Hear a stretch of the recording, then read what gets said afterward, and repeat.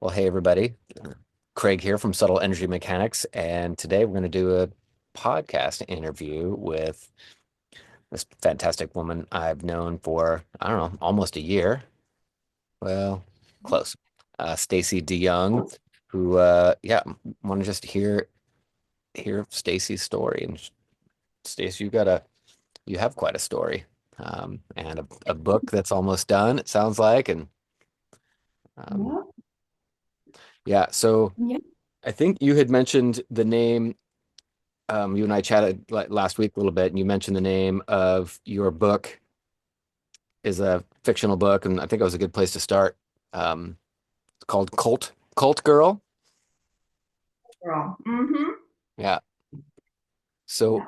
why write a fictional book about whatever cult girl's about? Yeah.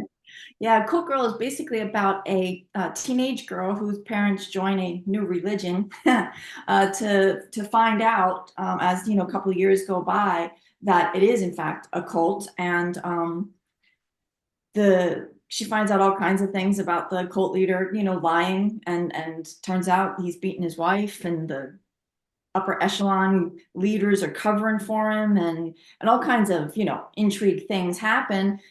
But being that she's living on this compound with her family and they're all involved in the cult and believe in the cult leader, and all her friends do, or the friends that don't believe anymore have left, she has no education, no money, her family's involved. How does she get out of it? And so it becomes kind of a cunning, courageous adventure on her part to try to get out of it. And the reason I wrote it is because it's very kind of loosely based on my life. Hmm. My mom, aside from being abusive, it joined a cult when I was 2 years old, and my dad joined a few years later. Okay. Why do you think your mom joined it? My mom was very badly abused when she was younger, and she had kind of turned her back on God. And so her story goes, she claims that thought, "Oh, I'll give God one more chance. If you're there, prove it to me." And who should show up the next day at her door but a couple little cult members with a message about paradise, earth, and Armageddon's, and we can teach you the Bible and answer all your questions in life. And I Mm. think for her, it was like a salvation from her past, and all these very neat, tidy answers about where her life was going, and which is the appeal so many times of cults, this ultimate sense of certainty because now I have all the answers to everything. Yeah. Well, I guess if she joined it when you were two, you wouldn't really have any recollection of how she was or who she was prior to joining the cult, and Yeah. did she, if she seemed to feel better later. But as I recall, she still was abusive to you, even. I guess that's probably all you remember is growing up in this cult setting, right? Yeah, yeah. My father and her fought over it for a few years. He didn't join until I was about 8 or 9. So there were a few years in there that, we had both things going on, where she was heavily involved in the cult and he wasn't. But then once he joined, we were all in. And Okay. I didn't really know anything else. And Right. there wasn't my family, my dad wasn't religious. Most of the family wasn't religious. I didn't have any exposure to any like what you would consider normal religion. So, you get involved in this group, and when it's 5 meetings a week and you got to go out and recruit new members and you got to do all this studying and read all this literature and all this kind of stuff, I wouldn't know that Right. that's not maybe normal. Right. So, yeah. So at some point, you had some kind of awakening to this not being the way you wanted to live. Yeah, so things accumulated such that at 14, I quit school so I could go and do the recruitment work full time, which I did all through my teenage years. I Wow. was basically then at 19. We all got married really young. All of us got married at 18 or 19 years old because we weren't allowed to have sex until we got married. Thus, the motivation to get married very young. How did you So, pick your but husband? I really didn't. My parents really did. I Okay. liked somebody else. They didn't like him, and so they arranged it so that I would marry this one particular fellow. Okay. And went along with it. All right. And so I ended up being married to a guy that I really didn't love. That was when I was 19. That went on. And when I got to be about 27, 28, I had developed a lot of anxiety and depression. So we've got a cumulative thing here. My mom was abusive to me because she's narcissistic, very, very narcissistic, or borderline personality or histrionic personality disorder, whatever you pick, right? She's Yeah. got a disorder going on. She's abusive. The cult is manipulative, coercive, and controlling. I'm in a marriage to a guy I don't love. So, Hmm. needless to say, I was developing some problems, emotional and mental problems. And amidst those problems, I kind of had a crisis and tried to commit suicide and um, ended up leaving my husband and leaving the cult. You had And a at kid? that point, Do you have a kid in yes, and there I had too? a, Okay. yeah, I had a, I was 23, so he was around 5 when I left the cult. Okay. And at that point, free from going to all their meetings and reading all their literature and being constantly inundated with their information, I could get my head, start to get it a little bit clear and do some real research on this group and their teachings to find out they were basically making it all up. Wow. What did this did was the I know you mentioned in the book that the cult leader was violent to his wife. Is that similar to your like were you getting information saying that some of the upper ups in the cult were also secretly violent or had some, you know, yeah, violent information, happening that maybe just I was like wondering like how did your parents get access to this information as well and how was that info dealt with like in your family? Well, in the particular group I was in, yes, there were guys that were violent to their wives. I knew this on an individual basis. And if the wife went to the leadership to say he was violent, they would just tell the wife to be more submissive. Uh-huh. Yeah. So if there was individual violence going on, it was never dealt with. That I did not ever find out that that was happening on an upper level in my particular cult in my real life, unlike the story. Got it. But this particular cult, though, does have major pedophilia issues that they dodge around and hide and don't tell the police and don't report and are in trouble in a lot of countries for it. Oh wow. Okay. But I didn't know that information while I was in it. I only got access to that when I was out of it. And I would say, to answer your question about my parents and my sister, they're all still in the cult. My guess is they don't know anything about those problems. So your parents and your sister are still in the cult and Yes. your son? And my son. So my parents and my sister and her husband and my nephew and all, they have been pretending I don't exist for 25 years, not heard from them. And then my son, like I said, he was 5 when I left, but when he was 17, he officially joined the cult and per their instructions wrote me a letter to say, I don't want anything to do with you unless you're going to come back and be in the cult. So I have not seen or heard from him, not at all, in 13 years because he's 32 now. Oh my gosh. That's more than 13 years, isn't it? Wow. I don't know. I didn't do the math. So you not only extracted yourself from this cult, but you had to cut um, all family ties. Mm-hmm. And all my friendships, because in the cult, you weren't supposed to associate with people outside the cult. They're worldly people. They're a bad influence. Right. So you're not supposed to associate with people. I mean, if you have to go to work and you go to school, that's one thing, but you don't pursue friendships outside the group. So all my friends were in the cult. And so when I left, that was lose all my family, lose all my friends, have a little boy, no career, no money, you know. My And I God. was probably mentally and emotionally on the level of about a 16-year-old because I grew up in such a contrived environment. Right. Well, God, talk about the perfect recipe for severe complex PTSD with neglect, not knowing who you were, not having somebody that you could actually trust to reflect back to you what you are, any kind of self-worth. or value Yep. Yep. than, yeah, being And able to so go ahead. I'll tie in the violence in the book, Yeah. since that not experiencing, physical violence while I was in the cult. My mother was rough on me as a kid, but it wasn't typical. But what happened was I leave the cult. Now, like you just said, I got complex PTSD. I don't even know that that's what I have. I just know I'm a wreck. Yeah. And surely enough, I meet a charming, charismatic man who just I think I'm all in love with, and marry him. And then for the next 20 years, he has narcissistic personality disorder. He has antisocial personality disorder, which means he's violent, and he was violent with me Mm. many times.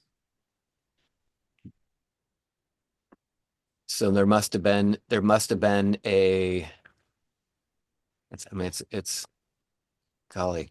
So you charming, delightful, and then did you have that experience where like in your body, like, oh, this is meant to be. This is where you felt that drug response that, as I've heard, is that energetic recognition of the maybe the dark side of your parents, of your primary caregiver, your body actually recognizing energetically in him that, but you don't consciously, right? You just feel like, oh, this feels like home. We're meant to be together.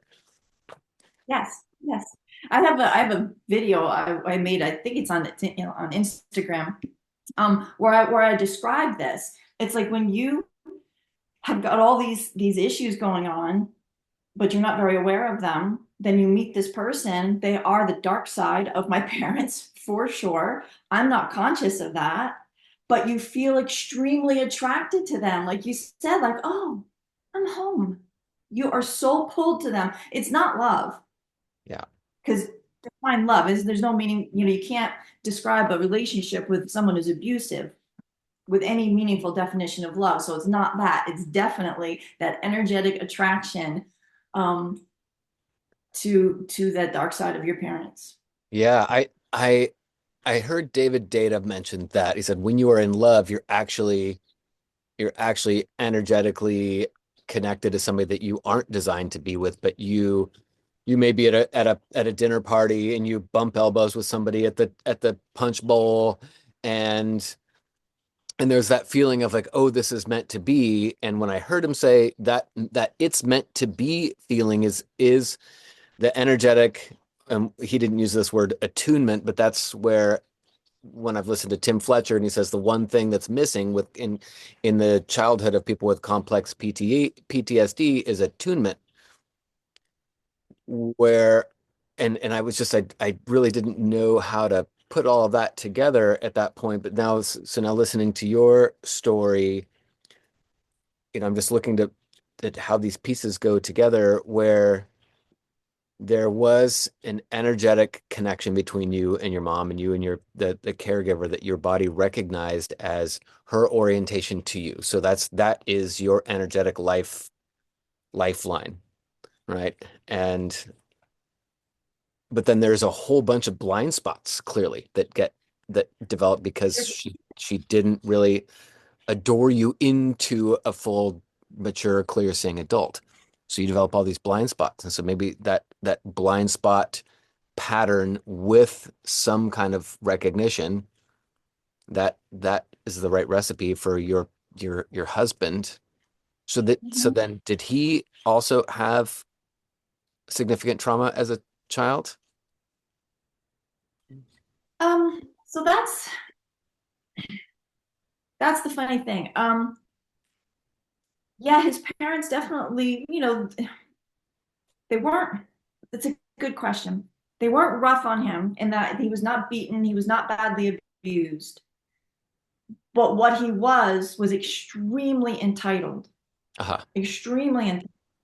He was the golden child. He could do no wrong. He was a little god. He was smart and athletic and above all these peons out here in the world. He's better than everybody. So I don't know that there was a whole lot of abuse going on there.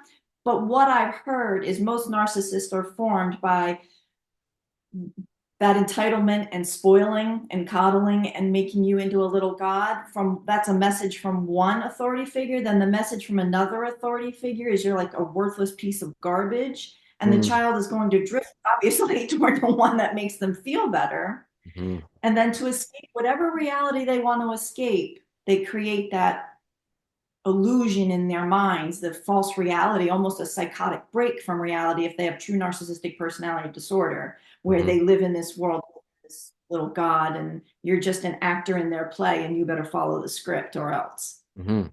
Interesting. None of which you knew when you got married to this charming Mr. Perfect, and then away comes the mask. But Mhm. clearly you stayed for 20 years, so there was whatever it was that made you get out of the cult in the first place. Like you were very broken when you got out, right? Mhm. Um, and so then, I mean, you continue from wherever you want to in the story, but it makes me wonder, is like, so then how does the next layer of waking up happen? And I don't want to speed through the story if there's, other parts that seem critical. But yeah, keep going. Yeah. Yeah. So the first question, almost everybody, kind of looks at me is like, 20 years, really? I'm like, yeah, because you just mentioned blind spots. If you don't understand the cycle of abuse, so if when so say the first time that he physically attacked me, he front kicked me in the chest. I went flying across the room, comes over, gets me, drags me back out into the main part of the room, flips me over, gets on top of me, and strangles me. Now, I'm 5'6" and 145 pounds. He's 6'3" and 200 pounds and studied martial arts his whole life. So anytime he got physical with me, my life was in danger. Yeah. So this first time happens. I'm not an idiot. Like, I know it's bad. Nobody should be hitting anybody, So you have that sense, it's bad, but then the process begins, almost like the brainwashing that happens in a cult. He starts bawling his eyes out and he's so sorry, and I would never do anything to really hurt you. And to the point where I'm comforting him because he's so upset and crushed that he would act this way. But Oh, yeah, oh yeah. Given 24 hours though, it's all turns around very calmly, very nicely. But Stace, if if you just hadn't fill right, in the blank, right, I would have never done the bad thing. right. So now, very, very smoothly, he's flipped it upside down, and now it's my fault that any bad thing happened, that he attacked me. And And I had no clue that this is a whole cycle. So this could happen again and again and again without me ever catching on, because now I think, well, I if it's really on me. It's really and about he me. It's really about my behavior. So he'd reestablished that attunement. Had you actually approach him, soothe him in his tears, reestablish that connection that we all need with relational nervous systems, that we need that connection, otherwise life is not worth living. So he got you with the lifeline again. Did you my thought is that the next day when he says, Stacy, if you just hadn't said this, then I wouldn't have beat the shit out of you. Does he, um, is your temptation to actually believe it? Or do you have the like, no, that's not right, but you're 6'3" and 200 pounds and going to beat me up if I don't go along with it? Like, are you calling BS on an inside? Or are you actually kind of like, oh, yeah, you're right. I probably led you into it. Do you turn that internal violent narrative on yourself, as you really may have actually be driving that thing because you are broken? Yeah, Okay, absolutely. I completely internalized it. And he would, of course, even in calm moments, re-emphasize the fact I'm damaged because I was in a cult. I'm damaged because of my mother. I'm the broken one. right. He's brilliant and wonderful. And so when he says I'm the crazy one, then I believe it. Right. Because clearly that's true.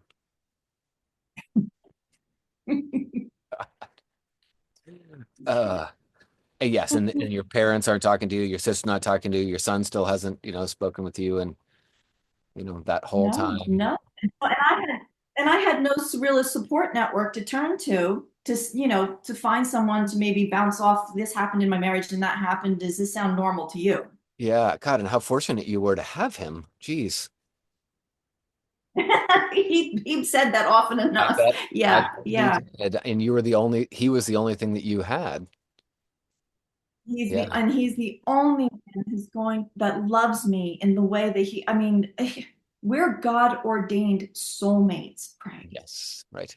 And I guess if by God you mean Satan, it's a working theory. I don't And it know. would have been easy then, relatively easy to keep you isolated as a undeserving, broken, but Mhm. fortunately chosen by him soul. Yes. So then did you have to figure out all by yourself to that like this is you're gonna break with this God ordained union between the two of you, and you're gonna set out on your own as a wounded soul to how did that go? That it, yeah, so the funny thing is that he was violent a bunch of times when we were first together, and then he wasn't violent again for like 13 years. There was a huge gap there. None Oh, of the crazy talk, and the gaslighting and the all that stuff still went on. He was still manipulative and coercive and all that kind of a thing. But there was no violence for a long, long time. And then something got in him and he attacked me again. This is back in 2018. And it even took me 6 months from after that attack to even say, I think this is abuse. It's like one day a light bulb just went on as he's gaslighting me and picking fights and being crazy. Literally, these are one of these moments like I can kind of understand how people go, well, I don't know, was it an angel? Was it God? I don't know what it was, but something spoke to me and said, this here is abuse. And it's like a light bulb went on, and I was like, yeah, this is abuse. And at that point, I didn't say anything out loud to him. I just quietly went over to the computer any moment I had and started typing in about abuse. And that's when I discovered about narcissistic abuse. And I was like, that's the flavor of what I'm experiencing here. And there hmm. were there's lots of channels. Some of them are nonsense, but there's some good channels out there. Richard Grannon has a great, YouTube channel. Grannon? Dr. Grannon or En or Yeah, Grannon, okay. Richard Grannon. He has a huge YouTube channel on narcissistic abuse and recovering from complex post-traumatic stress, and really good information. His and several others were really helpful in me identifying that my husband has this issue. Hmm. Is narcissistically personality disorder. He is antisocial personality disorder. Looked up all the criteria. I can't diagnose, but from my experience, those are his issues, and it's not getting any better. Like he's not changing. We're not going to therapy and fixing this, Right, right, So right. it took me about 6 months just to get my courage and some money together and all that sort of thing to leave, which I had to do surreptitiously. I had to wait for him to get out of town. And then just throw it would fit in my car and take off. You couldn't just say, I'm out of here. I think Craig, that would have got me killed. Okay. Yeah. Uh God, not only uh does that sound like a scary as hell situation for somebody like myself that didn't grow up in those extreme circumstances, but what I'm still kind of mentally grappling with is you were raised in such a kind of a fictional situation where your whole belief system about what the world was and where your worth was and like how does and I actually heard Teal Swan talk about this in her escape story. um but how do you how thank goodness that you even had that moment where the insight came in and like this is abuse, where I would imagine that this is abuse thought would have been immediately kicked out by your narrative of what the world was. Like, this is abuse. No, it's not abuse. I'm actually the one that's broken. So somewhere in that 13 years Yeah. of goodness of lack of violence, you must have mistakenly developed some kind of self-worth, even in that abusive container, where you actually felt that would be so. So yeah, so maybe if you can, zoom in on that moment, and was there must have been some kind of like felt knowing or wisdom voice that when you said this is abuse, and you're like, you said that there was a beat where you're like, oh, this is abuse, and somehow it took hold. hmm It really did. And that's the amazing thing, I think, when you come across something that really, everyone uses this word, resonates with you, but Yeah, it really does, because you actually can feel it like in you. You know that you know that you know yeah, this is the truth. right. So yeah, there was a real resonance there. Granted, it also felt like I got gut punched, but that was part of that feeling of, oh, it was so deep inside. This is true. This is abusive. I have to do something about this. Let's find out. The gut punch is a significant piece too, right? It's not just like, oh my gosh, this is my life's about to get so much better. I'm just now woke up to the fact that I'm being abused. But along with that realization comes an actual real gut punch that, oh Yeah. my God, And I've lost what were the details of some of that gut punch? well, it lasted for a long, long time. I have to say that I've probably only really gotten truly better in the last year and a half. I turned a corner somewhere in the last year and a half. Um, because it was really a lot of suffering for the last bunch of years, a lot of suffering, and a lot of pain. And that was the amazing thing. When I left him, I thought just what you just said. I thought after I left him that like every mile I drove away, I was going to feel better, Yeah, but it didn't. Because it this did. time I realized the truth is that the pain is in me. It's in me. Now, I always say it's like poison.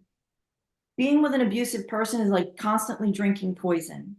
So you put the poison down and get away from the poison and stop ingesting it, but you're still poison.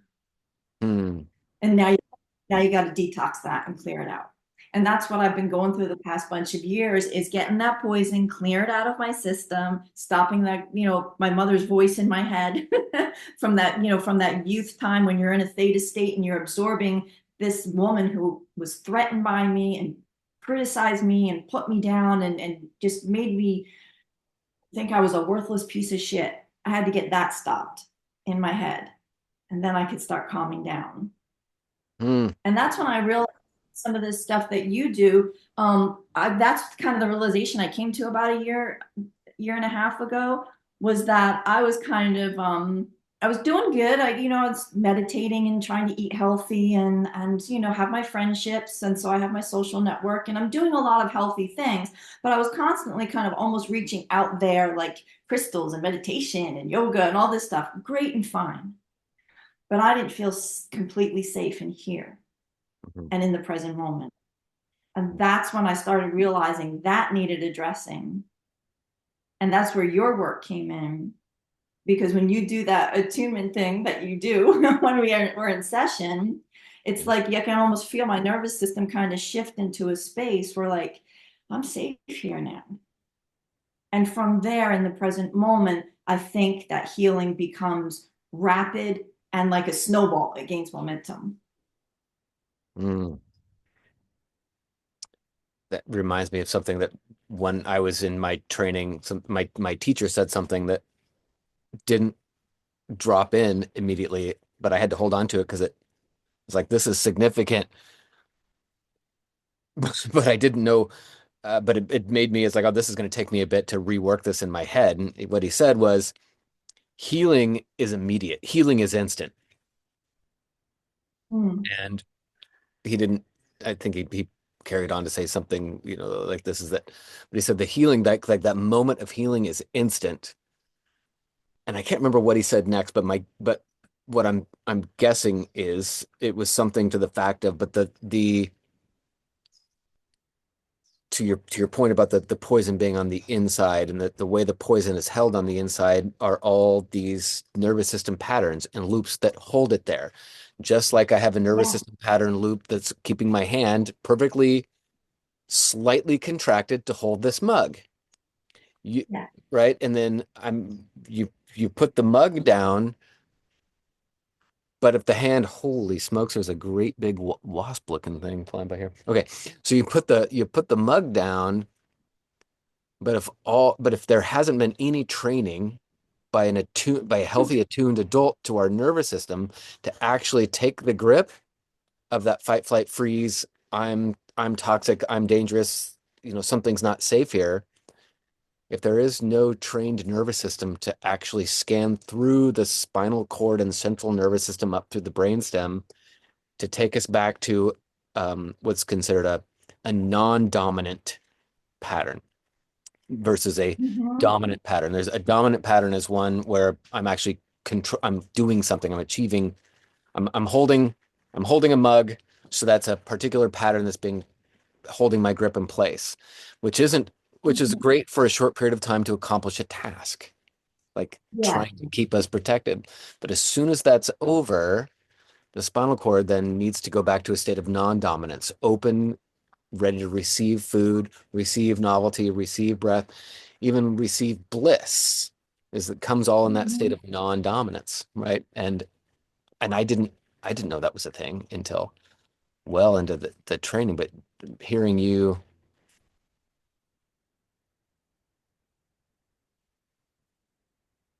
yeah, speak to that point about the healing and what actually that experience of healing was is that switch from putting it down so you can receive the frequency, if you will, or the resonance of safety move through the entire body.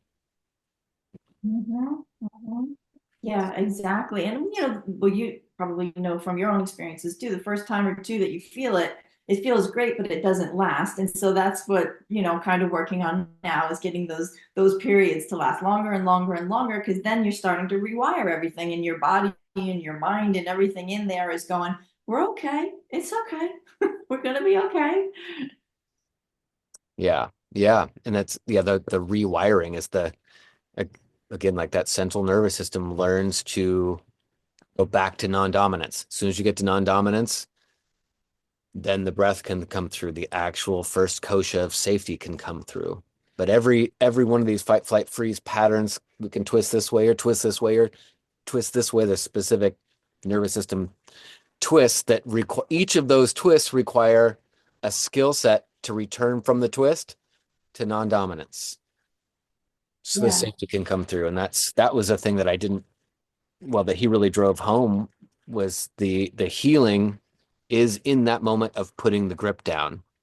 The first part of it, Mhm. when you moved out of finally moved out from the house and the marriage, you're putting the mug down, but you were likely still gripping the shit out of yourself inside, right? Yeah.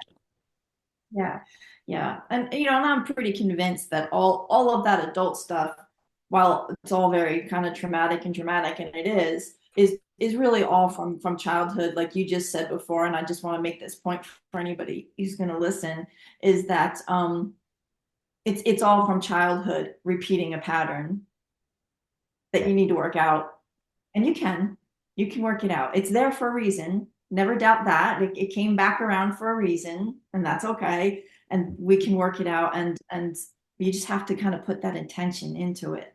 I remember said to you the other week, I put the intention into it. I'm in a lot of pain, but it's going to serve me, and Mhm. then hopefully I can take that around and serve others. You did say that. You did say that the other day that it was something to the effect of I'm going to find a way to make this pain significant or worthwhile, um, to build kind of a continuous narrative. So the work that even in the book that you've written, somehow turn that. turn all of that pain into some sort of value that you can carry forward, whether it's in serving others or even in just being able to, I don't know, how does that, how is that? Yeah. Yeah, so that's why I started the blog in the first place. So I have a blog. It's called What the Ever Loving Hell, all one word, We'll whattheeverlovinghell.com. put that, and for And those of you watching, we'll put that in the description below, what the ever loving hell, and then how you can get in touch with Stacy and maybe hear about her book and the process. But so go ahead. Your what the ever loving hell is your blog. Okay. yeah, so that's what I did was I started taking little topics and making commentary about how you can turn things around because you got to have that hope. You gotta know that I'm not just suffering for no reason. That is, there's a meaning behind it, and we can turn that around into something good. And that's kind of what I do on the blog is take these little topics or things that happened or whatever and present what they are and then turn it around into how can we make this work for us for our healing and for wholeness and to be happier and more joyful and at peace. Hmm.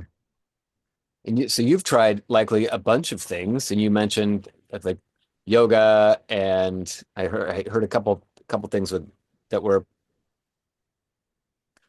I've talked about the outside in approach, which are all needed, diet and rest and exercise and relate right, relationships, all things that are really critical that you would seek from the environment. But then, on the inside, what are some of the things that you've tried and some of the things that seem to be the most impactful um, for you in trying to figure out what the heck reality is? Yeah. Meditation has been but no inside things. That's an out really an out. Well, Well, that's the either funny thing either about way. meditation. Yeah. Meditation is a little of inside and outside, isn't it? Because you do kind of go inside and start to be because as you just mentioned, what you were saying before is hyper that holding like you put the mug down, you're like still like that's hypervigilance, which we all get if you come from any kind of abusive background or a traumatic childhood, is that you are now hypervigilant. You are literally looking for danger all the time Yeah. and that's what keeps your nervous system like hyper alert. So um being in a safe environment was good. Meditation is good because you learn to sit inside and be okay with whatever's inside. You got to be okay and accept whatever's in there and love it even if it's not good thoughts. Just be with them, observe them, detach from them a little bit. So that's been really helpful. Shutting down that inner critic, give it a voice. I have a girlfriend who whenever that critical voice comes up, she gives it like a little New York accent, like, oh, you're a worthless piece of shit, so she'll give it a little Yeah. accent. So when the critical voice comes up, she separates it from her real self and Oh, then awesome. shuts it Okay. down. Awesome. All right. Right. So she actually turns towards it. You mentioned this the other day, like turning towards it and then Mm-hmm. and then actually putting a mask on it or putting a naming it. That's that's Yeah. that's Yeah. I've heard someone else turn that little voice is like the little Gollum character from Lord of the Wings or something. Like you give it a character, you give it a mask, you give it a name. So when you hear it, you can look at it and go, we're not having this today. I hear you, but no, that's not true. interesting. So you had to go from not even probably recognizing that that was a separate voice or that was a lying voice or a voice not worthy of trust to then sitting and tracking. And then you had to actually build enough separation or space to recognize that you aren't the thinker, like that thought isn't you, right? I think that's Yep. a bit that people, I remember that being a novel concept to me. I was reading like Deepak Chopra in high school, and he would talk about finding the space between the thoughts and that there was a part of you that could go up through the space, like which Oh, then says that yeah. I'm not actually the thoughts. And so that was a novel aspect of experience that I could merge with the witness and watch the thinking. It seems to be what you're talking about, that then you can then point out the thought, recognize that it's not you, isolate it, and then you can do something. You actually have some freedom of doing something with the relationship between you and that thought and maybe the emotional response to that thought, which then would keep you in hell if you continue that relationship. Right. Yeah, yeah. So that's really helpful, and it's gotten that inner critic, which really is a result of my mother, because I mean, babies don't have inner critics. Where do they get it from? It's got to be a parental or authority figures. So Mhm. shutting down that voice, being able to observe it, go towards it, not away from it. I hear you, but we're not having that. So yeah, that's been incredibly helpful. And then that voice becomes stiller and stiller and more quiet until it just doesn't activate unless maybe something really triggers you. And that brings you some peace, and that's a really good feeling. And then I tried a ton of different modalities. Didn't find a whole lot of them helpful, I think, because I wasn't addressing that first kosha, as you say, and I wasn't feeling safe. So you can reach out to those other koshas and try things, but is it really going to stick until you're feeling safe and you're attuned? You've got your attunement going on here. Yeah. Yeah.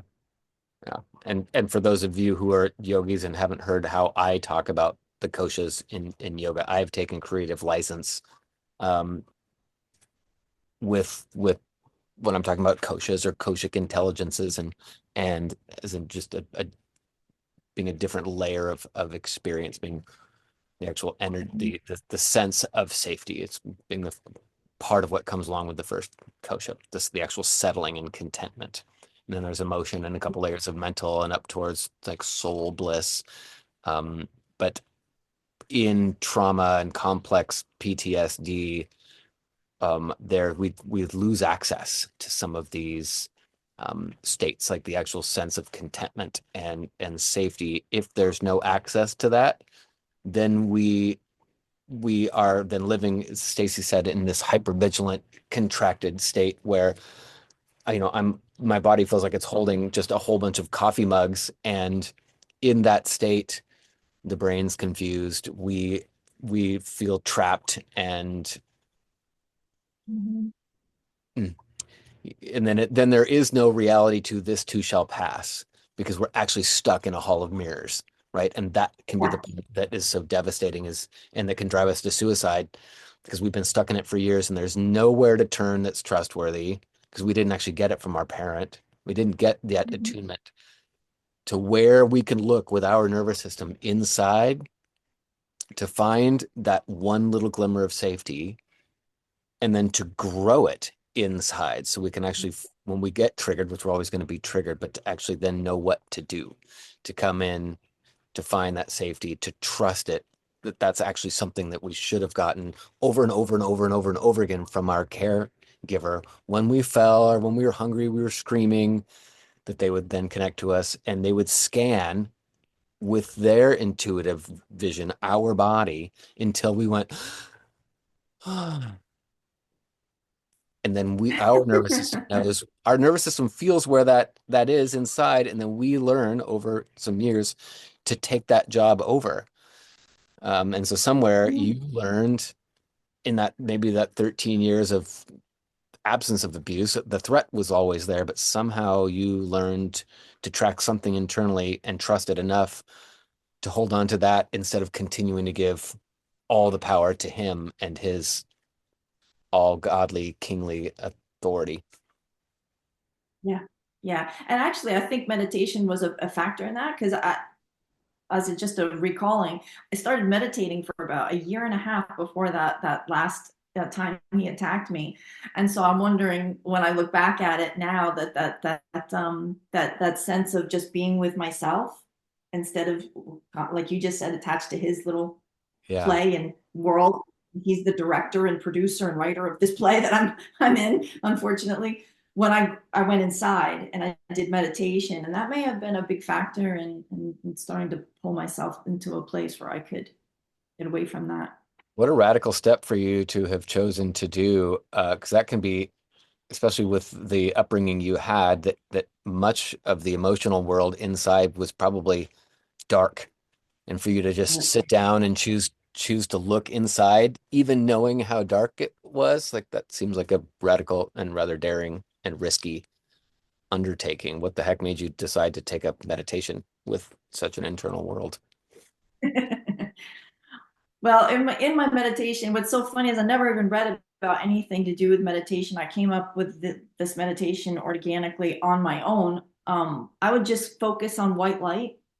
Mhm. I would just imagine that I was adrift in a sea of white light, and the white light infused every cell of my body and came back out until I was one with the white light. So for that year and a half, I was associating meditating with white light and good things, and not the darkness. And the darkness really didn't hit until after I left. And then as I had mentioned, then when all the dark, painful, horrible feelings came, then I had to look at them, not resist them, not push them away, and accept that they're a part of me right now. And Mm. that also helps release them, though.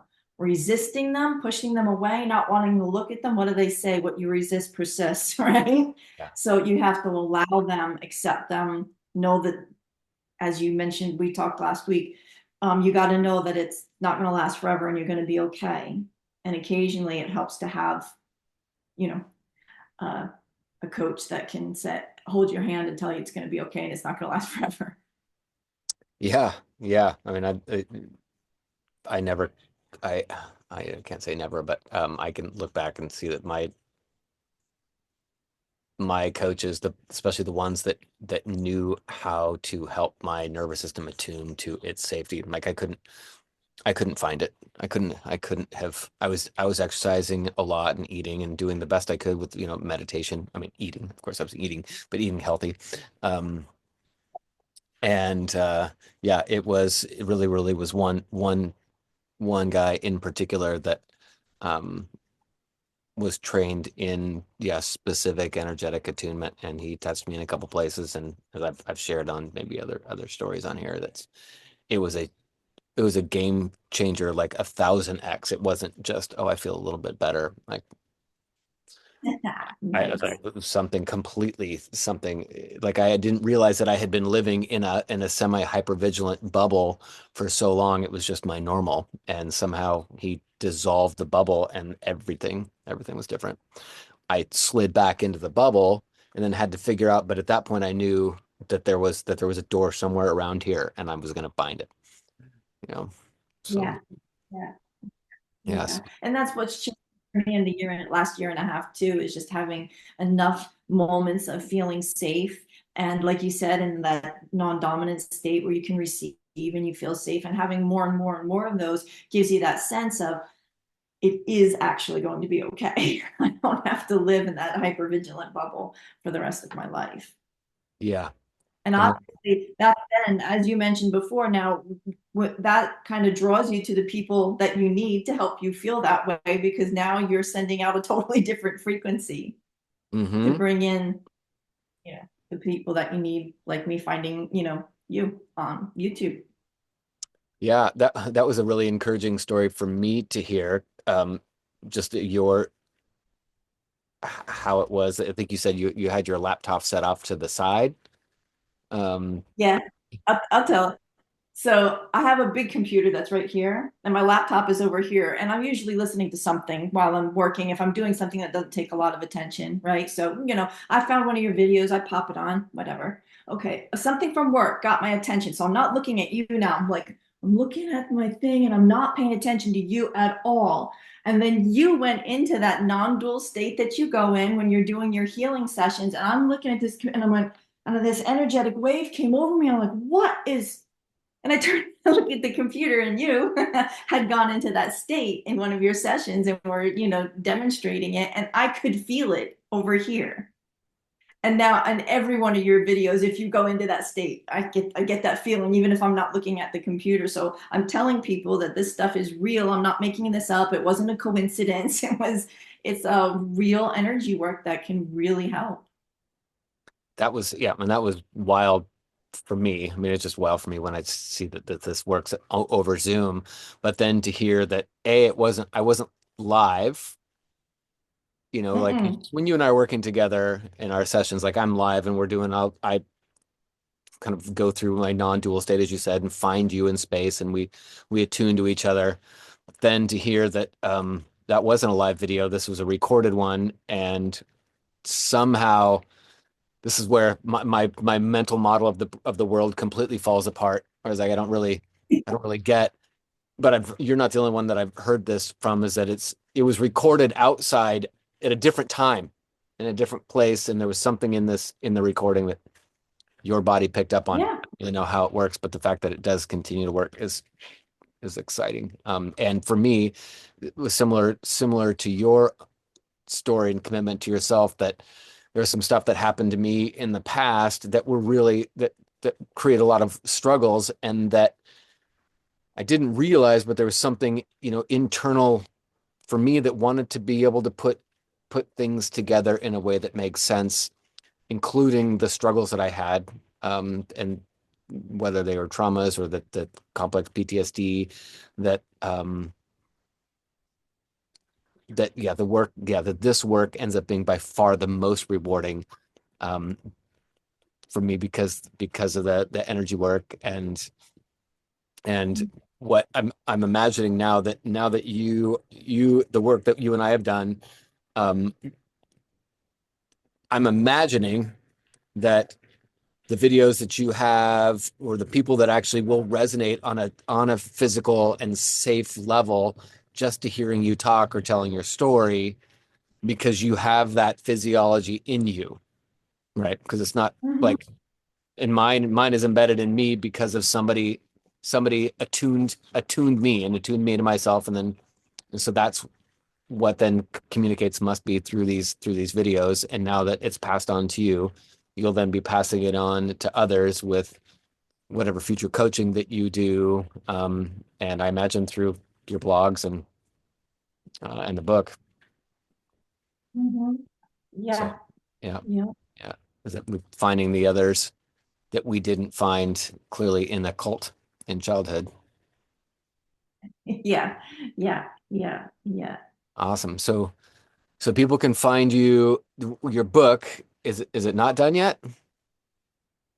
It is written completely, but it needs to be edited before I can let the world look at it. So, yeah, but I'll probably put maybe some updates about it on my blog, and I'm going to start reading sections of it. Oh, So, yeah, anybody, yeah, so anybody that wants to contact me can go to my blog with theeverlovinghell.com, and okay. there's a contact me, just my email, and you can ask me any questions you want about maybe some situation you're in, or if you just need a little encouragement, and definitely look for the book when it's ready to come out. I would love for people to enjoy, it's fictional, but it'll be fun fictional read, but it'll also have those that encouragement in there, that despite desperate situations, you can be courageous, and you can maybe have to make sacrifices, but you can do it. You just have to know what your values are, and if you value freedom, and you value yourself, and your soul, and the love you have in there, then yeah, and any sacrifice is worth your freedom. So we'll put your Instagram and your blog and your contact info, um, in the course notes. And as you were talking, um, I was just remembering that somebody posted some response recently on one of my videos saying, "Well, Craig, we don't all have." I had said, like, we all have narcissistic tendencies, meaning we have behaviors that if they get too exaggerated, and the adults don't attune us to learn when we are outside of what is safe or what is responsible.